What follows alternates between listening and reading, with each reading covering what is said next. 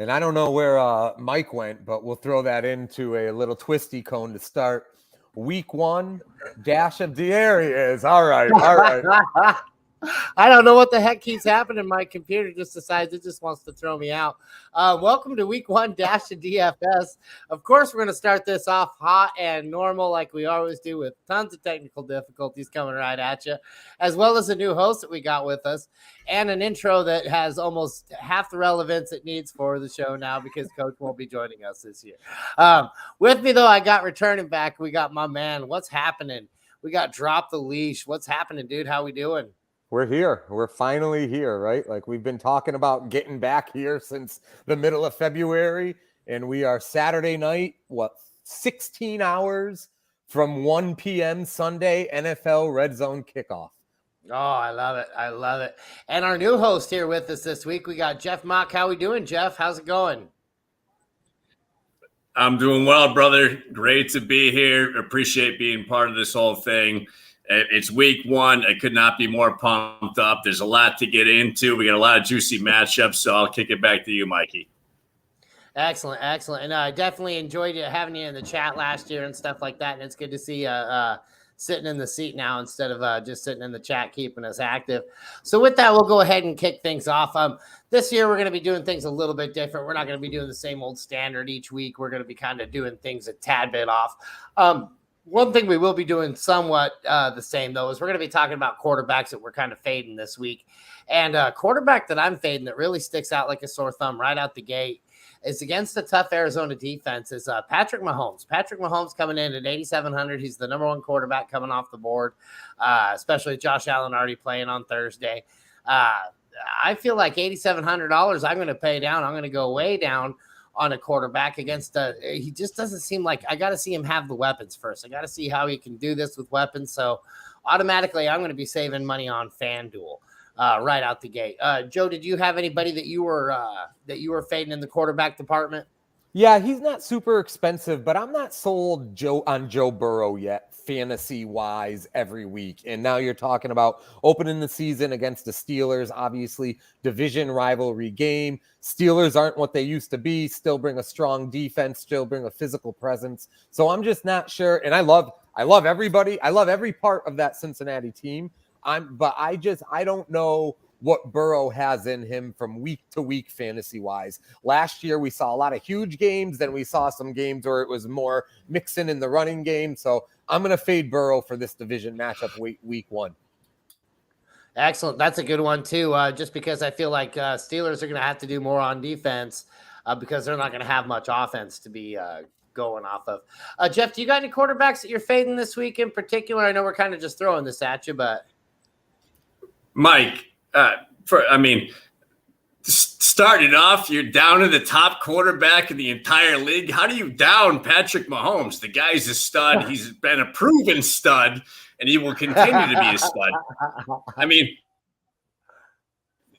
one of the guys you got to be questioning, or at least, in my opinion, is Matt Ryan. He's a statue in the pocket. It's a new system. I mean, I'd rather have Frank Reich at quarterback than Matt Ryan, but that's just, again, my opinion. I love it. Well, that's a good point. Patrick Mahomes will hopefully prove me wrong. I don't know. Did you guys see where he apologized to all his fantasy owners this year ahead of time? He said, "I'm sorry, guys. It's not going to be anything like what it was back when." So did he say that? He did. Yeah, he really did. He said, I'm sorry, fantasy owners, already, just because losing Tyreek Hill, I guess, was that big of a deal. We got our buddy Jerry Bagshaw showing up. He says he's worried about Dak versus the Bucs week 1. I feel like I'm worried about Dak this whole entire season, if I'm being 100% honest, man. Dak has me scared this year. But I'm still riding the Dak train in a few of my leagues, so hopefully he does pretty damn well. We need Jerry Bagshaw. That I feel like he's like one of Kramer's friends from Seinfeld. Like we need Jerry Bagshaw in the chat every week. He will be our Bob Sacamano. There you go. I love it. So now we're going to go ahead and talk about guys that we're going to be planning on paying up for this week because they got sweet matchups. And I'll go ahead and lead this one off. A guy who I'm paying up for in the FanDuel. And again, all my stuff is FanDuel. I believe all of Joe's stuff is DraftKings. Is that correct? And then correct. All of Jeff's stuff is FanDuel as well, correct? Yep. Okay, gotcha. The guy I'm paying up for this week in FanDuel is for Carolina. I'm paying up for Christian McCaffrey. He's the third most expensive running back, but I mean, if he's on the field, I love starting me some crazy C-Mac because he's good for about 28, 29 points right out the gate. Jeff, why don't we go and start off with you? Who's a guy that you're going to be paying up for this week? I mean, all the chalk players this week, I mean, have really favorable matchups. I mean, you got Jonathan Taylor. I know he's 10,200. He's his most expensive guy on FanDuel. But like I just said, you can't depend on Matt Ryan. There's only one guy to fall back on. So Jonathan Taylor is a guy that I'm going to pay up for, and then I'll discount my wide receivers in the back end. So it is what it is.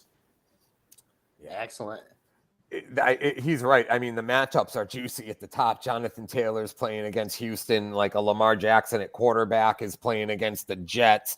You got Eckler's playing against the Raiders. And, the McCaffrey thing, people are cracking me up because everybody's just saying, I'm staying away from McCaffrey. He can't stay on the field. He can't stay on the field. And it's one thing if you're talking about maybe not wanting to draft him in a league because you just are convinced that he'll be hurt in 3 weeks, and maybe he will be. But from a DFS perspective, like Mikey said, the guy's averaging like 26 points a game when he plays a full game over the last couple of years. So as long as he's on the field, I will ride that wave for sure. Cleveland is a good defense, but that Carolina offense is so McCaffrey dependent that it's hard not to play him. And then one more real quick, just to give a little diversity, is Austin Eckler. He's a fantasy savage just for what he did at the beginning of last year, where he had fantasy players tweeting a winning lineup, including him, and he was giving away signed jerseys. But the PPR presence, along with all the other carries he gets home against Oakland, that's a juicy matchup for the Chargers. So I like Austin Eckler a lot at the top too. Excellent. That's a good buy up as well. Another guy that I really like this week that I'm going to be paying up a little bit more for is Mark Andrews, 7,900. Shore up that tight end position early. And then go in with some different wide receivers. But we'll definitely talk about that when we talk about our actual lineups, which is what we can get into now, because the next segment would be riding the wave. And we don't really have any waves to ride quite yet, even though that Cooper Kupp one still looks like it's got a little bit residual coming from last year, because I think we all rode the wave for him for the past 6 weeks of the year last year. And it looks like we just rocked him right back into place and got right back into where we were. Hey, real quick on that game, Mikey. Real quick on that game, just because you're right about Kupp, and you could say the same thing about Josh Allen, but that game right off the bat was a fantasy anomaly because you had those huge games at the top with Allen and Kupp, but then like Akers was non-existent. The other Ram wide receivers were pretty much non-existent.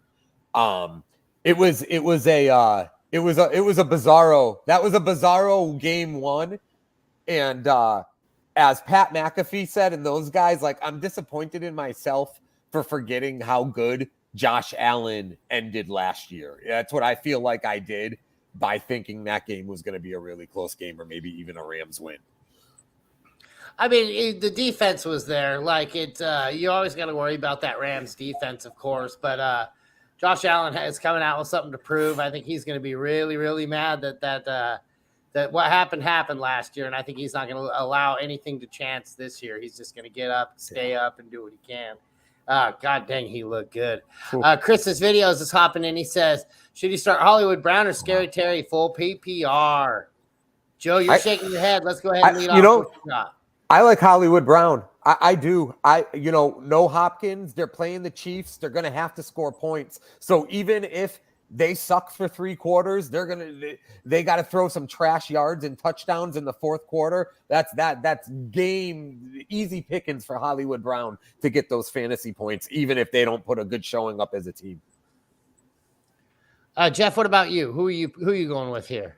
I got to go Hollywood Brown too. And the thing is, Terry McLaurin is a fantastic fantasy player, and he's proved himself over the years. But we don't know anything about Carson Wentz in that offense, and Washington's offense has been abysmal over the years. So I got to stick with Hollywood Brown. And I'm going to go ahead and I'm going to go with Scary Terry, just on the optimism that I think that he'll be able to get things done. I am more of an AJ Green believer myself in that Arizona lineup, as well as Zach Ertz, if he's going to be able to make it on the field. A guy who I really just never had any faith in or anything like that is Marquise Brown. He sure gets a lot of good golden opportunities, but boy, he lets them slip right through his hands every single time. And then Chris's videos is bragging a little bit here. It looks like he says he's got Herbert, Williams, and Stafford and Kupp on the same team. Enjoy your championship, kind sir. Well done in your draft. I don't know who's in your league, but yeah, well done by you. That's awesome, man. Yeah, that's a great draft right there. And hopefully you got some running backs to back that up. Joe Clark says Rondell Moore is out as well for Arizona. So that does change things. But, I mean, Hollywood Brown had plenty of opportunities with Lamar Jackson, who I think is a better quarterback than Kyler Murray. So, for me, I'm really still not in on that Hollywood Brown take. So let's go ahead and get into some lineups here. Oh, he says it's an 18. That makes sense. That makes a little bit more sense right there. So we'll go ahead and get into some of these lineups. Joe, you said you had quite a few out there. Why don't you go ahead and kick us through one of your DraftKings lineups? Yeah, all right. You know what? We're going to go, we were talking about the Arizona wide receiver situation with obviously Hopkins. And, the Rondale Moore thing with Hopkins already out, that's pretty relevant. One of the cheap plays this week for me that I'm taking a shot on is actually Andy Isabella. He should be in the slot for Arizona on Sunday. And again, they're just going to have to score. They're going to have to put the ball in the air a lot. Even if the Chiefs aren't the same, I believe they're still going to score some points. So I'm taking a shot at 3,000 for Isabella. But that lineup really is built around Justin Herbert, Elijah Mitchell, and Jonathan Taylor at running back. Then we got Tyler Boyd, Deebo Samuel, and Isabella at wideout. Irv Smith Jr. at tight end. We're flexing Kelsey. And then we're ending it off with the Commanders. Only way I got that right was by reading it. It would have definitely been the Redskins if I wasn't reading that. But the Commanders at 2,500. And, I think that Raider Charger game in general is a great game to build a fantasy DFS up a lineup around this week. I was looking at those two games with those teams last year, and the Chargers lit them up. And, I expect the Raider offense to, not as good as the Charger, in my opinion, but obviously going to be better with Adams. So I look to that game for a lot of points. And then, just real quick, Elijah Mitchell and Deebo Samuel, that's San Francisco at Chicago. Chicago is what they are this year. So I expect, if you can fit the 49er defense in too, I think that's the best defensive play of the week too. But I expect the 49ers to be able to run the ball, be real physical with Chicago, and Deebo and Mitchell should get their fair share also. Excellent. Jeff, why don't you go ahead and lead us through one of your FanDuel lineups? So there's a couple different schools of thought here. One is the stacking kind of strategy where you go with whatever is the you think will be the highest scoring game, and this week is probably going to be Kansas City, Arizona. In any case, I'll stay away from that one right now. My main one, I'm sticking with Jameis Winston. I think he's going to have a big year in New Orleans this year versus Atlanta, 6,700. I think that's really a value thing. I wouldn't be surprised if he went for 304 touchdowns. I'm sticking with Jonathan Taylor, A.J. Dillon, and Joe. Joe, I like my long shots, man. And my guy this year, and put a stamp on it right now, is Nico Collins in Houston. And he's at 5,100 against Indy. That's my guy. Put a stamp on it, Joseph. I love Nico Collins this year myself. I have him on a lot of my dynasty leagues. So I'm really excited to hear you say that. We got our man Jerry Bagshaw hopping back in. He says, pick one to sit, half PPR, Montgomery, Bears, running back, A.J. Dillon, or Romeo Dubs with Lazard probably out.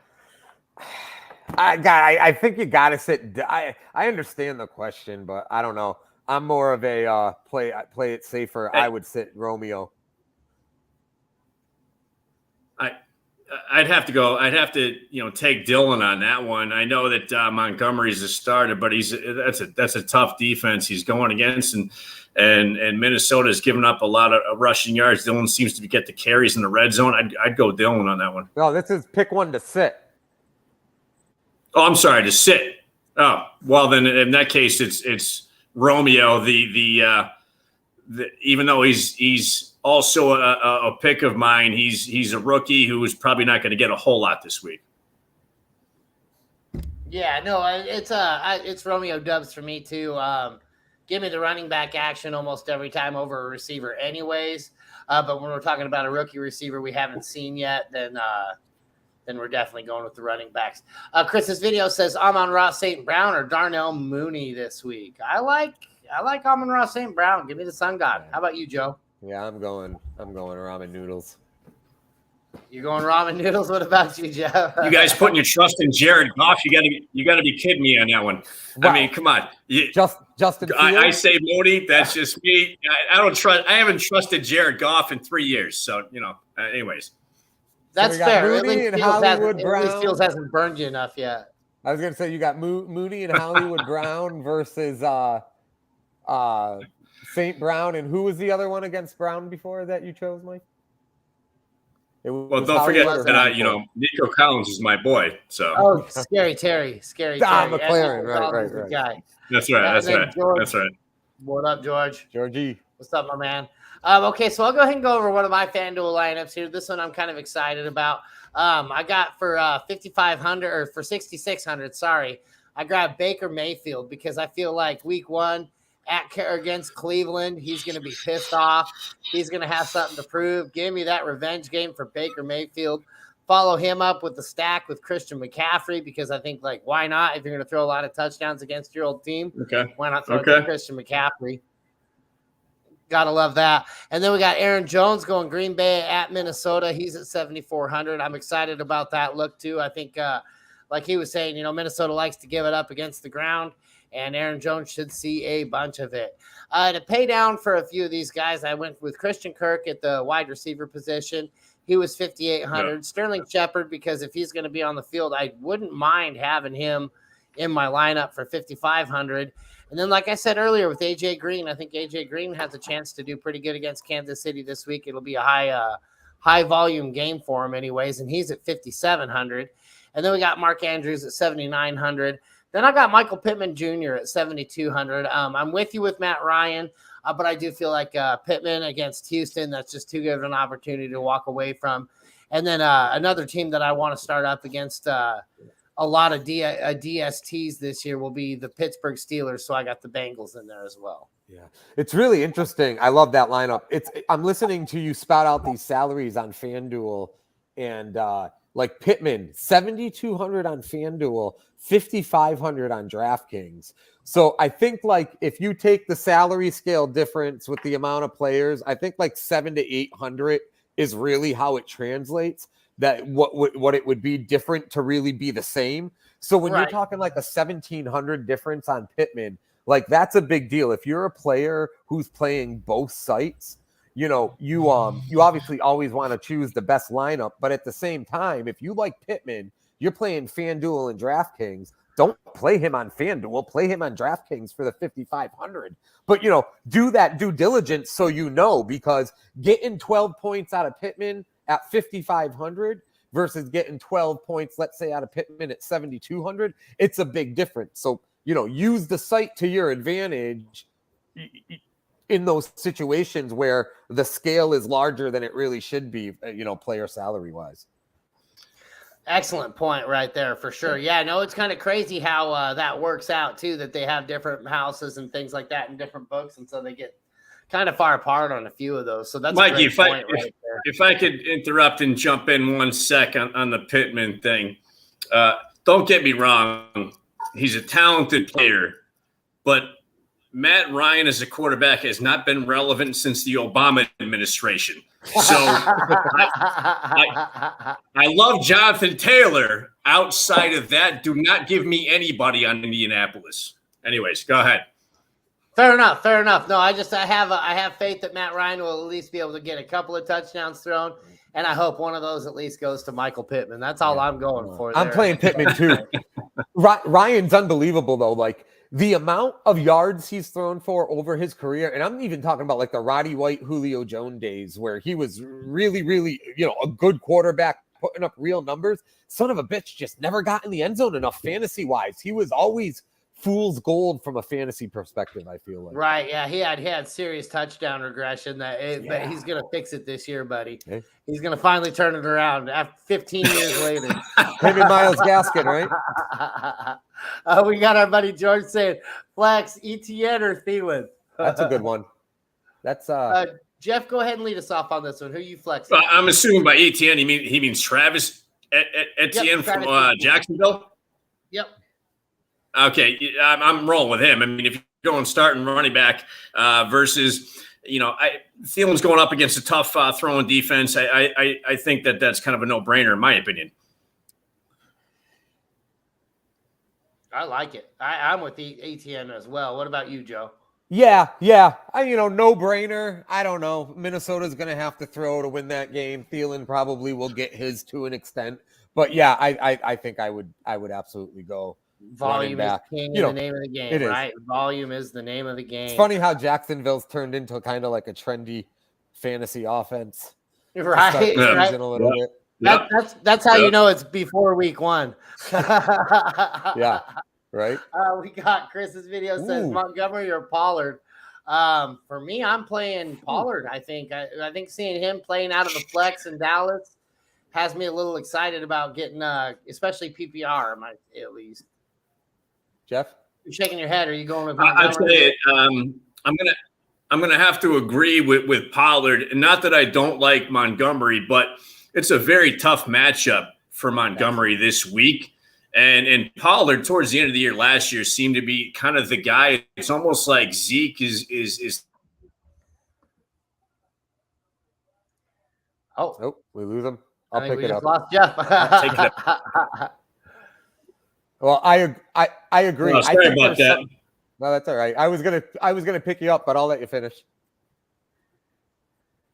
No, I was just gonna say Montgomery has a tough matchup. Pollard seemed to be kind of the guy towards the end of last year, and Zeke's taking a backseat, especially in the passing game. So I go Pollard.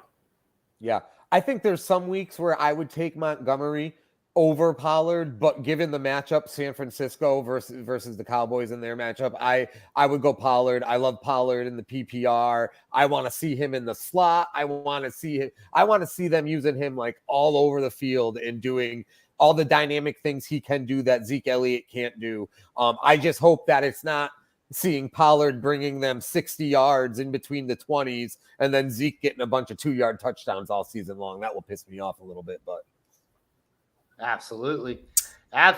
So I'm with you guys both. He says maybe Matt Ryan will blow another 28 to. Oh boy, he better hope he never has one of those happen in his career again.